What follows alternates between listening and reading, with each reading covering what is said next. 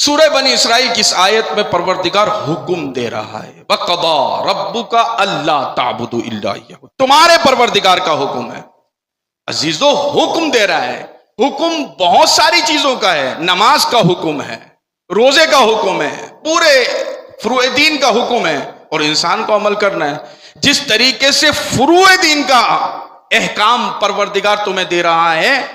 اسی طریقے سے ماں باپ کے ساتھ نیکی کرنے کا حکم بھی پروردگار دے رہا ہے۔ ایسا ہے یعنی اسی سورہ بنی اسرائیل کی آیت کے اندر، اور کیا دے رہا ہے کہ تمہارے پروردگار کا حکم یہ ہے کہ تم کسی کی عبادت نہ کرو، اللہ تعبدوا الا ایاہ، مگر یہ کہ اس کی عبادت کرو۔ اب یہاں پہ بھی بہت سارا کلام ہے، توحید کی بحث ہے، میں اس کو نہیں، صرف وہ جو میرے موضوع سے مربوط ہے اس کو بیان کروں گا۔ وَبِالْوَالِدَيْنِ احسان، اپنے والدین کے ساتھ احسان کرو، نیکی کرو۔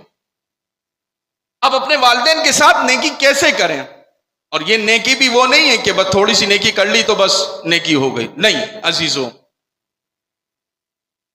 اگر بچوں کو یہ بات سمجھ میں آ جائے نا کہ والدین کے ساتھ نیکی کرو،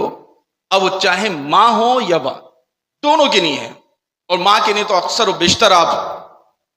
سنتے ہی رہتے ہیں علماء سے۔ آج میں چاہتا ہوں کہ ایک آدھ واقعہ ماں کے لیے، ایک آدھ واقعہ باپ کے لیے، اور پھر اس سے بچنے کا طریقہ وہ آپ کو بتا دوں، اور کس طریقے سے انسان اس نیکی پر پورا اتر سکتا ہے، وہ فارمولہ دے کر اپنی گفتگو کو تمام کروں۔ عزیزوں، آگئے علامہ طباطبائی اپنے بچے کو، اپنے شاگردوں کو درس دے رہے تھے، ان میں سے ایک شاگرد جب آیا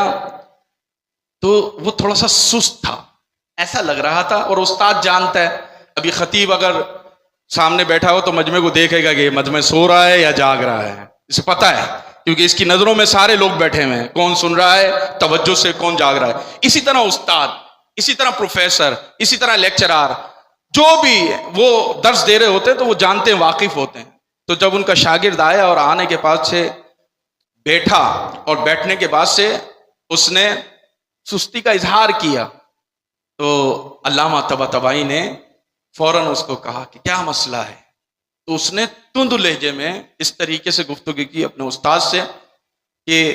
میں جو اپنی ماں کی خدمت کر کے پوری رات تھک کر آیا ہوں، جس کے نتیجے میں میں ابھی درس پڑھنے کی صلاحیت نہیں رکھتا، تو اس کو جگانے کے لیے، اس کو اس عمل کے لیے انہوں نے تشجیع دلانے کے لیے ایک جملہ کہا۔ عزیزو، واقعی جوانوں کے لیے یہ جملہ کافی ہوگا۔ کہنے لگے کہ یہ بتاؤ کہ جب سے میں تمہیں درس پڑھا رہا ہوں، یہ جو درس پڑھا رہا ہوں تو اس کا کافی عرصہ ہو گیا، اس وقت سے لے کر اب تک